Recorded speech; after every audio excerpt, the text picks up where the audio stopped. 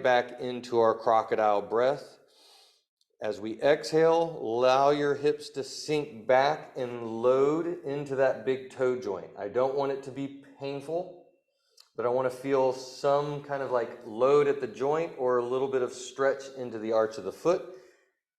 Stay in a little bit of tension, and we're going to breathe from this space, coming right back into that crocodile breath. Inhale, filling up that belly. Exhale, drawing navel into spine.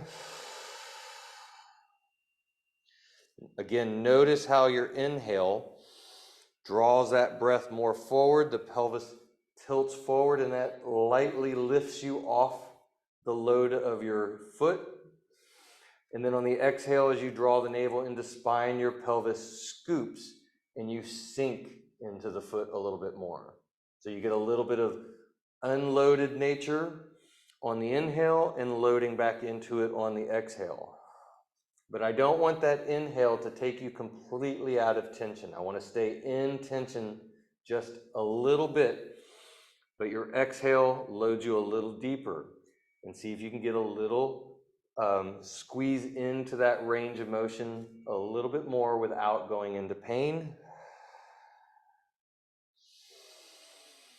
Can you feel that arch of the foot kind of melt and give you a little bit more range of motion into that big toe joint?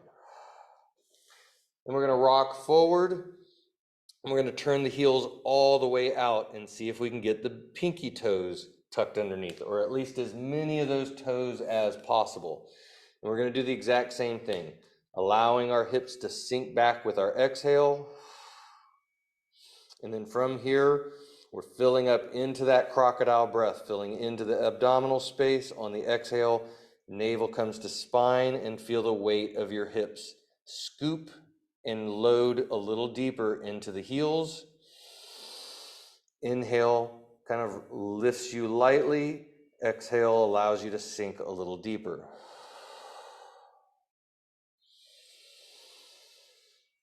How does this feel on the right side compared to the left side? Is one foot tighter, more restricted? Is it uncomfortable?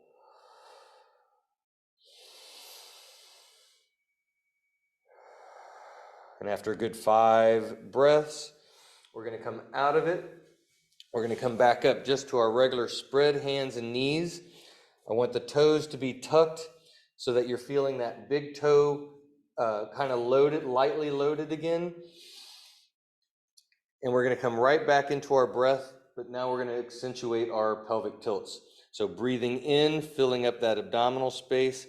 Feel your belly really open up to the floor. We're getting a big sway in the back.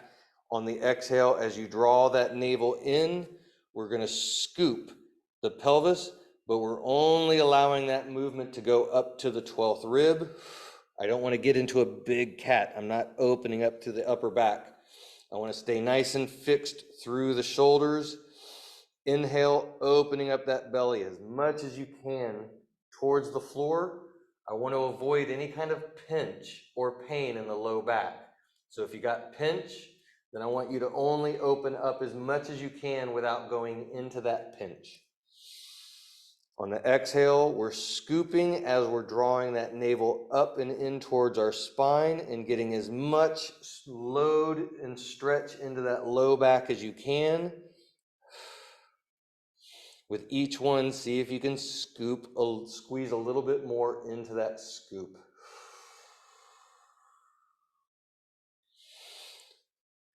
The more you're able to connect that breath, opening up into the anterior tilt, and exhale, really drawing that navel into the spine, full exhale. You're going to add a little bit more mobility into that pelvic movement.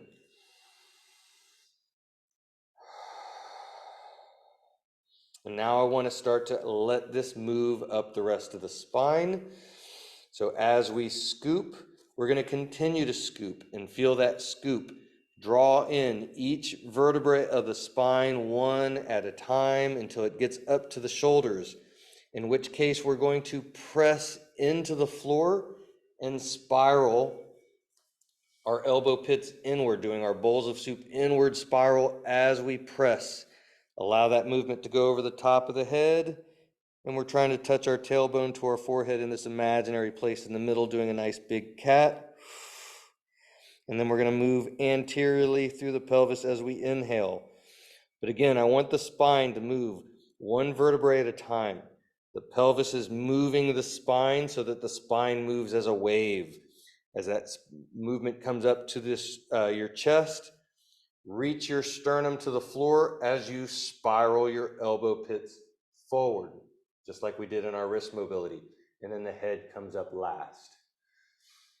Exhale, scoop, and feel that wave of the pelvis. Spiral the elbows inward as you press into the floor. See if you can feel that nice big stretch between the shoulder blades and the lower back at the same time. Inhale into your anterior tilt.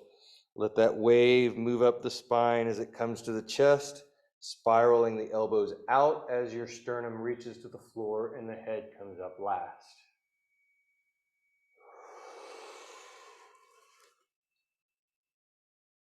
See how well can you connect your breath to this nice big wave that generates from the pelvis, moves up the spine and into the shoulders and out through the hands.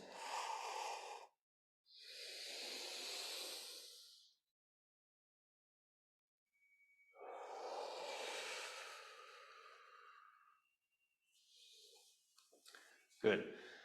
Go ahead and take a little break on the wrist, and I'm going to go through what we're going to do next. We're going to come right back to those cat-cows, but we're going to turn them into circles.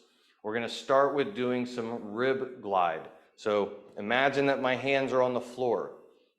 I want to move my ribs side to side from our quadruped position.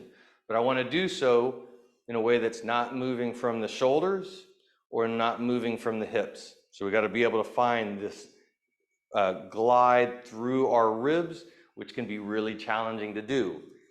And then we're going to slowly turn that more into a big circle. So coming back to our quadruped, spread hands, toes are tucked. I want to be a little active on that big toe in the back.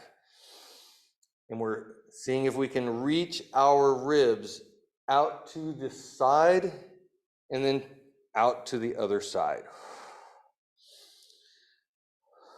I want to try to keep the shoulders fixed over the hands. So I don't want my shoulders moving side to side where they're deviating from my hands. They're staying over the hands.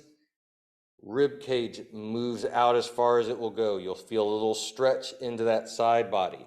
Same thing to the other side. I want to make sure that we're not shifting the hips over the feet or the knees side to side.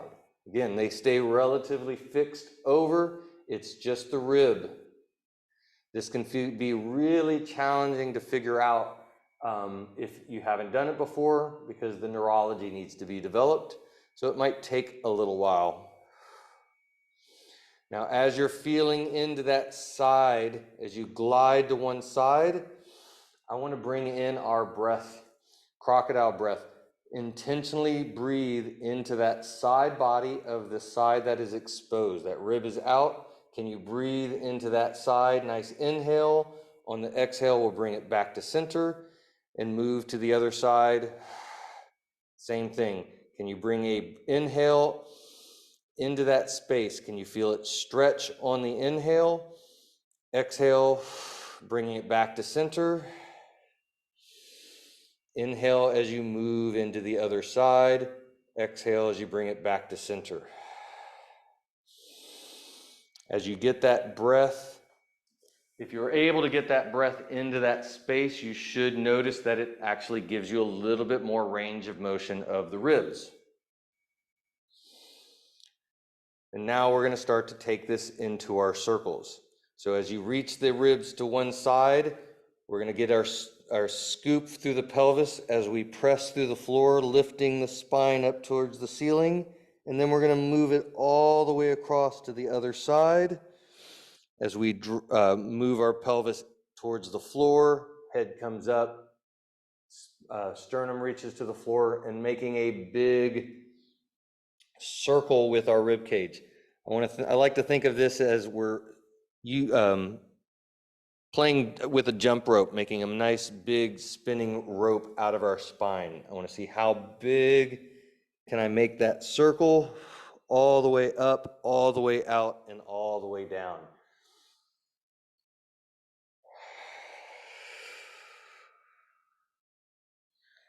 And even though we're moving through this big space, we're still breathing into that abdominal space, filling up that crocodile breath. And once you do 5 circles in one direction, we're going to switch directions and go the other side.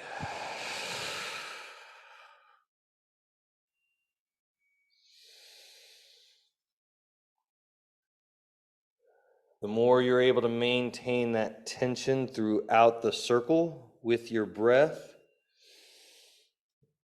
will elicit a nice, juicy movement. This should feel good and not painful.